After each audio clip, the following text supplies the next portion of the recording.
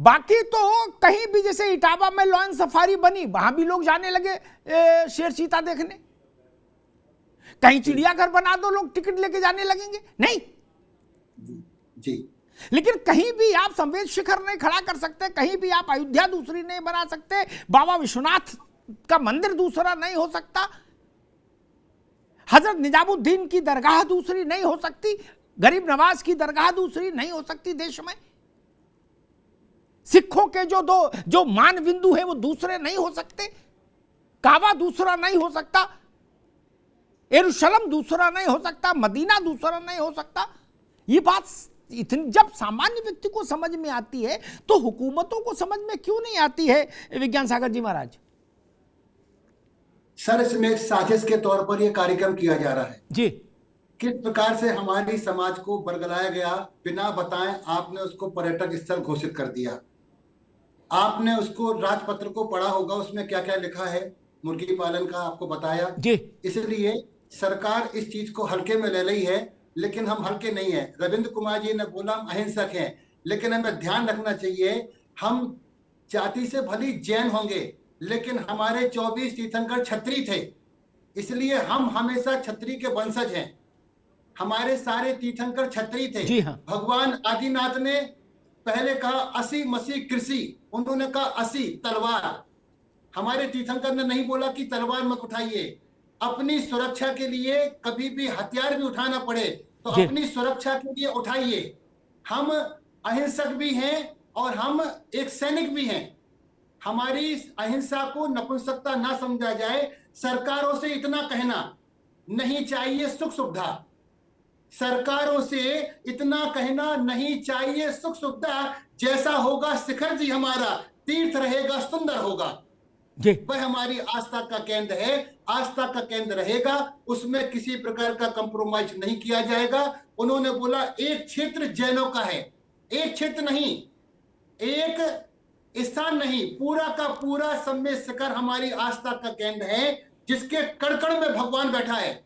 वहां से केवल 20 तीर्थंकर का मतलब नहीं है, करोड़ों करोड़ों मुनियों ने वहां से मुक्ति प्राप्त की है जी। ऐसा सम्मेद शिखर सारी दुनिया में आस्था का केंद्र है और किसी भी हालत में जैन व्यक्ति इसको पर्यटक स्थल घोषित नहीं करेगा, चाहे हमें सड़कों पे आना पड़े और चाहे हमें रेल में डालिए या जेल में डालिए। जी बिल्कुल ठीक बात है। रावत साहब एक बड़ा नया शब्द आया जिस बात का मैं जिक्र पहले कर रहा था, रिलीजियस टूरिज्म। ठीक, पहले शब्द आया था मेडिकल टूरिज्म, उसके बाद उसके पीछे उसका छोटा भाई आ गया रिलीजियस टूरिज्म।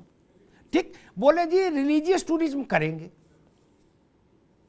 मुझे लगता है कि भारत जैसे देश में जहां दुनिया भर के तमाम धर्मों के पवित्र स्थल हैं यहाँ, और ऐसे पवित्र स्थल मतलब जिनकी विशिष्टता बड़ी है, जिनकी मान्यता बड़ी है, वहां सरकारें सुविधा बढ़ाएं, इस बात की जरूरत है। ठीक, वहां जो भक्त आए, सेवक आए, उनके लिए सुख सुविधा जुटाइए, वो उसकी जरूरत है। लेकिन वहां 5 तारा होटल बने, स्विस कॉटेज बने, फिर वहां नाना प्रकार की दूसरी प्रवृत्तियां जन्म लें और फिर वो मुंबई जैसा हो जाए थोड़े दिनों बाद मामला। ये खतरा तो हमको काशी में भी दिखता है और बाकी जगह भी दिखता है। रावत साहब, काशी में भी मुझे बताया गया कि वहां गंगा पार जो है स्विस कॉटेज बन रही है। अब बाबा भोलेनाथ की नगरी में स्विस कॉटेज क्या करेंगी? वो क्या किस लिए बन रही है? रावत साहब। अमिताभ जी अभी जो डैम था उत्तराखंड के अंदर जी, उस डैम के ऊपर भी इसी प्रकार की कॉटेज बनाई गई थी और उन कॉटेजों का मीडिया ने क्या हसर किया, दिखाया, सारा शर्मसार हुए हम लोग। आज अगर वैष्णो देवी पे जाते हैं बहुत सारे लोग, तो वहां उस उद्देश्य से जाते हैं कि वो धर्म के उनकी सोच नहीं होती है, टूरिज्म सोच होती है कि वहां जाके हनीमून मनाएंगे। हाँ। अगर बहुत सारे कुछ ऐसे एलिमेंट होते हैं कि जो वहां जाकर के गंदगी फैलाते हैं।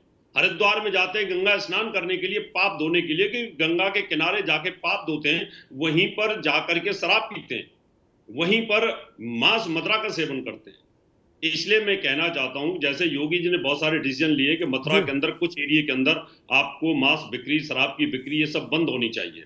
तो जो भी तीर्थ स्थल है जहां पर हमारा उद्देश्य होता है हमारा ध्यान लगाने का, वहां तपोभूमियां हैं, वहां मेडिटेशन की भूमियां हैं, वहां आश्रम है इस प्रकार के, वहां पवित्र ऋषियों की दिव्य आत्माओं की ऑरा है।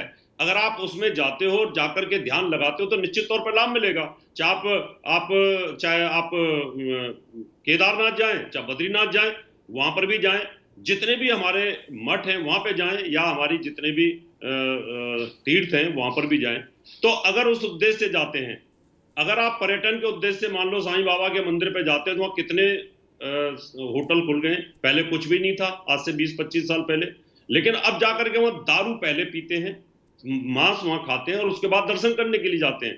तो इस चीज को कहीं ना कहीं अलग करने की आवश्यकता है। बड़ी बात। अगर धर्म को बचाना है तो धार्मिक स्थलों के चारों तरफ मांस, मदरा, इन पे बैन होना चाहिए। और जहां तीर्थ स्थल घोषित हो गए वहां इन चीजों को बैन करके, नहीं तो आपने कहा बॉम्बे जैसा हाल, बॉम्बे पर्यटन स्थल हो गया था इंडिया का, लेकिन बाला साहब ठाकरे की जब सरकार आई तो उन्होंने वहां पर सारी चीजों को बैन कर दिया। उन्होंने कहा मैं संस्कृति को खराब नहीं होने दूंगा। तो मैं चाहता हूं कि संस्कृति खराब ना हो। पर्यटन स्थल तो परे आपने देखा होगा बहुत सारे, अमिताभ जी, हरियाणा के अंदर भी बहुत सारे डबचिक खोले गए थे। आज वो डबचिक सारे के सारे झीलों के किनारे सबको बंद करना पड़ा।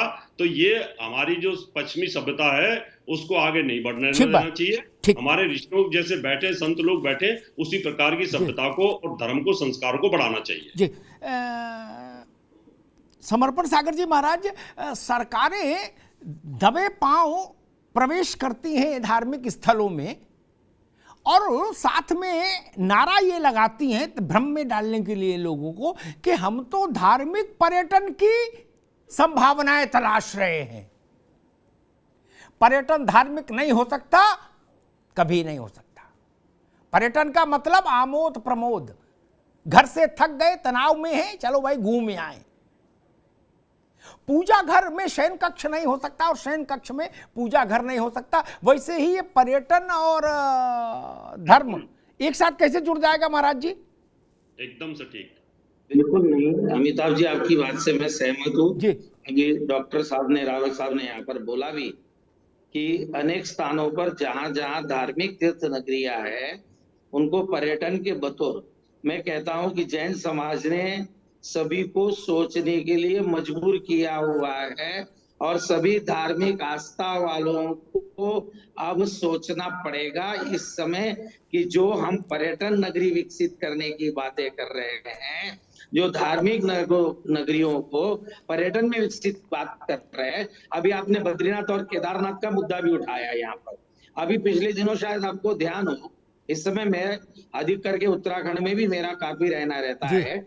इस समय मैं उत्तराखंड में ही अभी आया हूँ और आप देखिए केदारनाथ में कुछ एक श्राइन बोर्ड का, देवस्थान का एक निर्माण किया गया था। तो वहां पे हुकुमधारी जो भी पुरोहित है उन्होंने इसका पुरजोर विरोध किया और अनेक चीजों के आज भी वहां पर जो विकास किया जा रहा है पर्यटन के बतौर कि चारों धाम को 365 दिन के लिए खोला जाए, इस बात का भी आज उत्तराखंड में विरोध है। और अभी आपने कहा कि हरिद्वार है, इनको अहिंसा तीर्थ जैसे सम्मित शिखर है, आप इसको अहिंसा तीर्थ के बतौर में आप इसको बना सकते हैं। आप जैसे अहिंसा तीर्थ हरिद्वार है, यहाँ पर शराब का निषेध है, मांस मदिरा आदि सभी चीजों का निषेध है, नॉनवेज का निषेध है। तो उसमें आप इस तरह से इसको करें। पता नहीं क्यों दबे पांव पैर रखकर किस चीज को वहां से हासिल करना चाहती है। इतना राजस्व भी मैं नहीं समझता कि राजस्व के लिए इतना बड़ा कदम उठाना चाहिए, क्योंकि जो पवित्रता है, जो शुचिता है, हम लोग जो उस तीर्थों को मान रहे हैं, चाहे वह किसी भी धर्म का हो, चाहे जैन धर्म का हो। आप देखिए मक्का मदीना जाने वाला, आप भी देखते हैं, सब लोग जानते हैं कि वहां पर जो मक्का मदीना में जो लोग जा रहे हैं, आप देखिए वहां पर सफेद वस्त्र धारण कर रहे हैं, एक सन्यासी की भेष में जा रहे, नहा धो के जा रहे, बाल को मुंडवा कर भी जा रहे। और वहां पर कोई भी, भले वहां पर भोजन उनके पारिवारिक भोजन कुछ भी हो सकता है, वहां पर कोई भी इस तरह का भोजन भी ग्रहण नहीं किया जाता है। जी अब मैं बद्रीनाथ की बात बताऊं, बद्रीनाथ मंदिर के कैंपस में मैं सन 2003 की बात कर रहा हूं। जी जब मैं गया तो मुझे एक पत्रकार महोदय अंदर ले गए। वो पत्रकार महोदय स्वयं नहीं जा रहे थे। मैंने कहा भाई आप जाकर वहां पर अंदर बात कीजिए, आप क्यों नहीं जा रहे? तो मुझे थर्ड पर्सन ने कहा कि इस परिसर में जो भी कोई शराब पिया हुआ व्यक्ति होता है उसको इस कैंपस में प्रवेश वर्जित है। आप सोच सकते हैं जब इस तरह की धार्मिक स्थिति है, और चाहे वो जैन धर्म हो चाहे हिंदू धर्म हो, जिसको सनातन वैदिक धर्म कहा जाता है, उसमें सभी जगह पर इस तरह की बातों का निषेध है। और आप पर्यटन के बंबई की बात अभी आई, और आप देखिए अभी मैं बनारस होके आया। मैं आपको तत्काल की बात करता हूँ, मैंने कल भी आपके TV9 के डिजिटल पे बात उठाई थी। मैं बनारस वहां पर होके आया, मैं देख रहा हूँ जिस गंगा में अभी रावत जी ने कहा, भी हमारे विज्ञान सागर जी महाराज ने भी पवित्रता की बात की, हमारे आला हजरत जो मौलाना शाहबुद्दीन रिजवी है उन्होंने बात की, रविंद्र काला जी ने भी बात कही। मैं उसी बात को अभी मैं बनारस हो आया, मैंने वहां पर धार्मिक महत्व कम देखा और लोगों को मौज मस्ती करते हुए देखा। अभी गंगा के उस किनारे वहां पर अभी रावत साहब ने भी कहा कि वहां पर टेंट बनाए जा रहे, तंबू नगर बसाया जा रहा है, जिसमें पर्यटकों को रात में वहां पर ठहराया जाएगा। वहां पर बोट बनी हुई है, चाहे वो सरकारी भी है प्राइवेट भी है। अब उसमें क्या हो रहा है, लोग उसमें भजन कीर्तन की बजाय उसमें खा भी रहे पी भी रहे, बर्थडे के केक भी काट रहे हैं, गाने भी चल रहे हैं, नाच गान भी हो रहा है। अब आप मुझे बताइए, जब मेरी आने वाली पीढ़ी ऐसी स्थिति देखेंगी तीर्थों की, तो वो तीर्थ का महत्व क्या समझेगी? और यही हमारे जैन धर्म का शिखर जी की आस्था का प्रश्न है। हमारे 20 तीर्थंकरों की नगरी है, हमारे अन्य 4 तीर्थंकर वर्तमान समय में अन्यत्र स्थान पर मोक्ष गए, लेकिन हमारी शाश्वत नगरी के रूप में अयोध्या और सम्य शिखर है। उसके लिए रावत साहब ने कहा कि जब समय आए तो जैन समाज को आगे बढ़ना पड़ेगा। अहिंसक समाज है, अहिंसक समाज जरूर है, हमने आज तक कभी हिंसा का मार्ग अपनाया नहीं, लेकिन हम इस मुद्दे पर शांति से बैठने वाले भी नहीं है। हम सरकार के हर कदम के साथ हैं, लेकिन अपने धार्मिक अस्मिता के लिए हम सरकार के विरुद्ध भी हो सकते हैं। जी बिल्कुल ठीक बात, बिल्कुल ठीक बात। पर्यटन हम बिल्कुल किसी कीमत पर नहीं चाहते। ठीक है महाराज जी। किसान आंदोलन एक बार शुरू हुआ, किसान कहते भाई हमें फायदा नहीं चाहिए, हमें पूर्व व्यवस्था होनी चाहिए। सरकार कहती हम तुम्हें फायदा पहुंचाना चाहते हैं। अरे भैया हमें पर्यटन नहीं चाहिए। ठीक बात, ठीक है महाराज जी, आते हैं आपके पास दोबारा आएंगे महाराज जी।